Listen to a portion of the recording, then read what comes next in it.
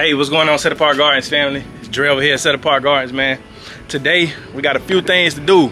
So I want to show y'all my process on how I make wine, because I'm gonna be making some wine today. I made a couple of batches in the past, and it's very simple, right? So I'm gonna show y'all how to do that. But also we're gonna go and pick up a few things for my man cave / hangout space in my garage. I'm picking up another couch, and I'm going to look at a pool table. So if it look good, then we're gonna go ahead and get it.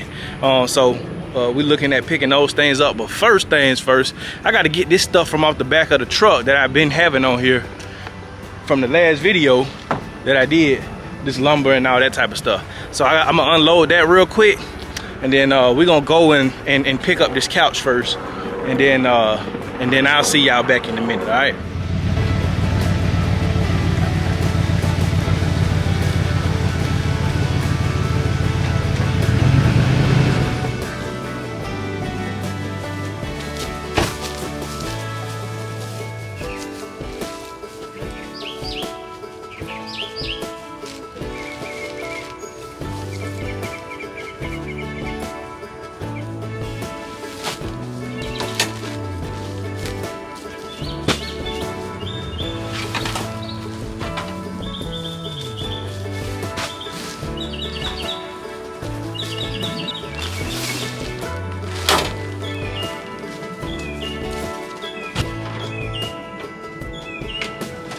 Alright, y'all, we headed to get this couch now. I got my Art Rakim with me. We headed to get this couch, and then hopefully this pool table looking right, so we can get that as well. You know, just getting the man cave together. You know, having a little place to lounge and relax. That's important. You know what I mean? After you work hard, you can play hard, or rest hard. You feel me? But I'll see y'all when we get there. I'm gonna show y'all where we load it up and drop it off. And then when we load up the pool table and drop that off as well. I'll give y'all an update on the man cave too, how everything's looking. Couch loaded up. Got these 2 cup holders on there. That's perfect. All right, y'all. So we just moved it in here. Here it go. It look nice. Look like a little movie theater seat. Then got my recliner and my other little sofa. And then now we finna go look at the pool table. I don't know if y'all saw, I got a refrigerator in here too. Got my little shelves up. Turn this into a bar. I'm gonna convert this. I'm gonna paint that and everything. Put some butcher block on top of that. Paint it either black or white. I don't know, I gotta see. But I'm gonna clean that out real good. And then I'm gonna put a TV up here. And that'll be all she wrote for the man cave. Plenty of place. Oh yeah, like I said, I'm gonna get the pool table. I'm finna go look at that now. So if that's looking good, we gonna go ahead and snag that. And that's all I need is a pool table, couches, and I got a dartboard in there already, and then a TV. And I'll be good to go. So I see y'all. Hey, what's going on, y'all? So we picked the pool table up, dropped it off. I forgot to record, man. I was such in a hurry because I forgot I had to go pick up this order my wife put in. But I'm you know, show y'all the pool table when we get back. But I had to pick up a TV too on the way. Look, I'm just getting it together, man. I ain't gonna lie. I like to have my little area where I can hang out and just chill, relax, have fun. But while I'm riding on the way to get this order my wife put in, and this is an Azure Standard order, by the way. So if y'all have not checked out Azure Standard, man, they have some good quality products. So you want whole grains, ancient grains, non-GMO, organic food, whether it's vegetables, whether it's grains, flour, meat, you know, they do it all, man. Butter, yogurt, whatever you into. But you know, I like to shout them out.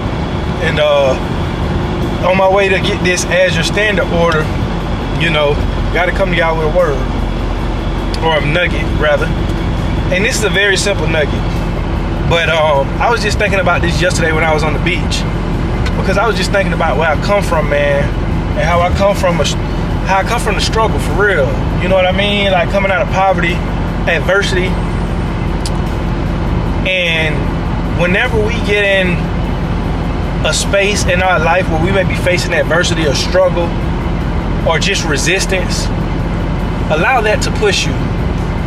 allow that to pull the best out of you. You know what I mean? Like, adversity, struggle should motivate you. It should pull the best out of you. It should make you dig deep in yourself and say, you know what? Yes, this is inconvenient. Yes, this is not what I planned. Yes, this is adverse. This is whatever. But at the same time, I'm bigger than this situation.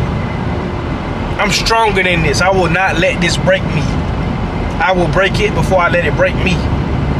Because what's in me is greater than this adversity right here. Because a lot of times we're tempted when we are facing adversity or struggle or whatever it is, facing, you know, just a difficult time. We're tempted to give up and quit and succumb to it. And that's not what's in you. That's not what it should do. Sometimes we gotta remind ourselves who we are. Because sometimes we forget that. Sometimes we forget, man, I've overcame this in the past. I've been through this. I went through this storm. I done been through a storm before. This ain't nothing. This ain't this not gonna break me. I done been through stuff before this, and we'll go through stuff after this. I'm strong. There's something greater in me. What does the scripture say? Greater is he that is in me than he that is in the world. Greater. I'm great. My spirit is too strong. My ancestors will roll over in their grave if they saw me quit on this. God would be disappointed in me because he didn't bring me this far to leave me. The Most High would be disappointed. My ancestors made it through the middle passage. How dare I be tempted to quit right here? Adversity should push you to be greater. You ever had somebody piss you off by telling you that you can't do something, and out of frustration and anger you did it, just to spite them and just to prove to them, yes, I can? That's how you should look at adversity. You should look at adversity like that. Like, adversity the struggle should piss you off so much and make you mad to the point, you know, you say, you know what, I'm gonna rise above this. I'm gonna show this thing that I'm greater than it, and it's not greater than me, this situation. That's how we should look at adversity. Adversity should push you forward. It should cause you to dig deep. When it seems like nowhere left to go, when it seems like you exhausted all options, that's when you fight the hardest. Because usually that's when you're the closest to the end of the storm, to the end of the tunnel. Yesterday, as I was on my way back from Daytona Beach, because me and the family, we went down there for a day trip. On the way back, you know, it started storming. And as we ride down the highway, it was coming down heavy. I'm talking about, like, you know, you got your blinkers on and you got your high beams. Like, it's just like the floodgates of heaven just opening and it's just coming down. You know, your windshield wiper is on the highest setting. You concentrated and all of that. It can make your nerves bad. But as we were going through this storm, I could see the other side of the storm. You can see it. You can see where it's kind of getting a little clearer in the skies. But right before you get there, that's when the storm is the hardest. That's when it's hitting the hardest. And then right after that, went through, and then now you got little raindrops and then drizzle, then it ain't nothing. You see what I'm saying? But imagine had you stopped in the middle of that storm, or right when you was finna get to the end and you just stopped right there. It would have just kept raining. The rain wasn't gonna stop. Yeah, it will eventually pass, but it won't pass as fast as if you go through it. So you gotta go through it. You gotta go through it, and you gotta put your big girl panties on, your big boy drawers on, and you gotta buckle up and say, you know what, man, I'm stronger than this, man. I done been through this, I done been through that, I done been through the worst of the worst. This ain't gonna break me. This gonna make me. So adversity and struggle should make us and not break us. But I'll see y'all back when I get to the house, all right? All right, y'all, I just got back home. It's been a busy day, and it ain't over yet, because I still got to show y'all how I start my wine making process. Let me turn these lights on. Turn this light on. Show y'all my wine making process, and you know, show y'all how I do it. So these I got some wine bottles ready right here, and then I got these over here as well. Don't mind the other little stuff I got, you know. But I got those soaking so I can clean them out. But I started off in a bucket, a 5-gallon bucket, and I'm gonna go get some grapes and everything like that.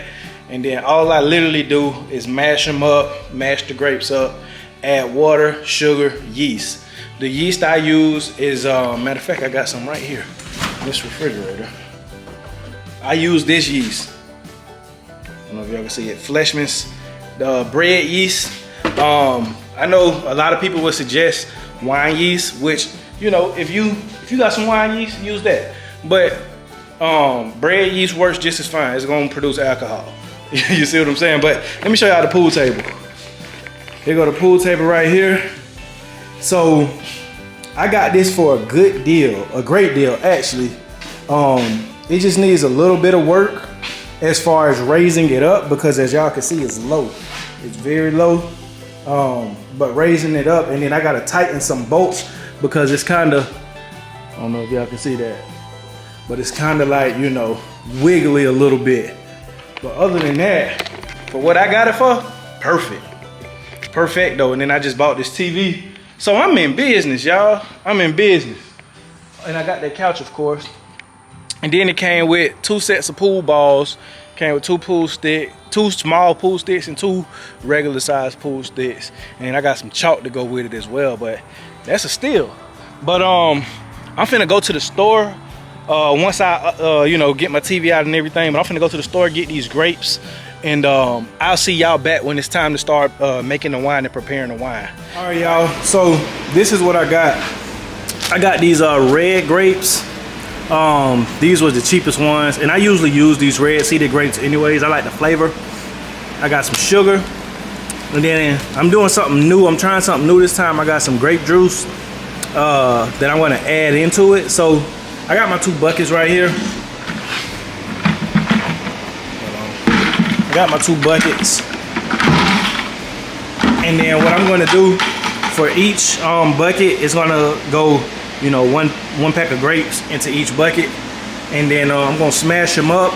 I'm gonna add half of that grape juice into each one, and then I'm gonna fill the rest up with water and put some yeast in it with sugar, and that'll start my fermentation process. On my next video, I'll show y'all what it looks like, what the final product looks like. I ain't got time to record it right now because I gotta go do a few things real quick. But that's basically what I'm gonna do, is just mash those grapes, add that juice in there, fill it up with water, add probably 2 to 3 tablespoons of yeast, and then add that sugar, stir it up, and I cover it with cheesecloth. And yeah, cheesecloth. And that right there, let it sit, and over the next, you know, few days, it'll start to ferment. And I'll show y'all what it looks like when it ferments. But man, I'm gonna end it right here, man. I appreciate y'all for rocking with me today, coming along, you know, with what we had to do and everything like that. I hope that nugget blessed y'all, man, like it blessed me. But man, like I always like to say, if you're given the power to feed you, you're given the power to starve you. Peace.